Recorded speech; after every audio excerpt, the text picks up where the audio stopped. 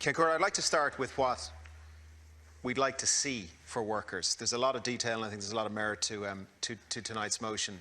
What we want to see is people being able to work for a week and with their wages lead a dignified life, earn enough money to lead a dignified life, that they can work with security in their job, that they can work with certainty that they'll have a job and their hours aren't going to get moved around, and that they'll be treated with respect.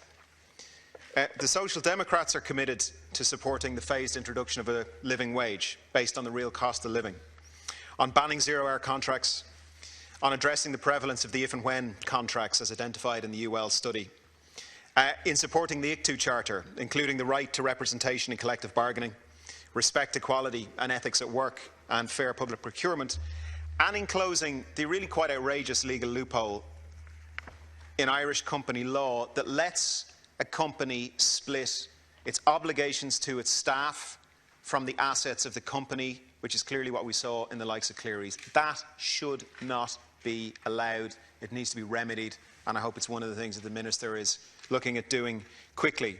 The two big problems that I think this motion seeks to address are as follows. Number one, the divide between how much money a lot of workers are left with in Ireland at the end of the week or the end of the month, and how much it actually costs to lead a dignified life in this country.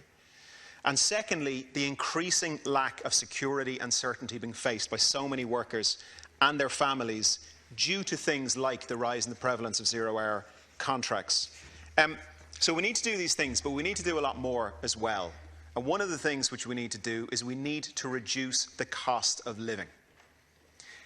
It costs 20% more to live in Ireland than it does in Europe on average. Our childcare fees are the second highest in the EU and are now over 1/4 of an average family's income. Insurance costs have gone up by about 1/3 in the last year. Rents in my own constituency have gone up nearly 10% in the same period. And all of these rises are impacting very harshly on living standards, particularly for low and middle income families, families with young kids, and have undermined the ability of an awful lot of people to make ends meet. And simply cutting taxes or increasing the minimum wage, they won't address the cost issue. In fact, cutting taxes is likely to increase the cost of living in the country. So if we aspire, which I think we should, if we aspire to a country where everyone, when they finish their week's work, have enough money for them and their families to lead a dignified life, if we're going to do that, we have to systematically reduce the cost of living. It's just too expensive to live in this country. The other thing reducing the cost of living will do, of course, is it will greatly reduce the need for social transfers. We have massive wage inequality in this country, second in the EU. And it's averaged out by huge social transfers. That's not how it should work. People should be able to work for a week, take their wage and lead a decent life. They shouldn't be reliant on these social transfers, and indeed they're not reliant on those social transfers in other countries.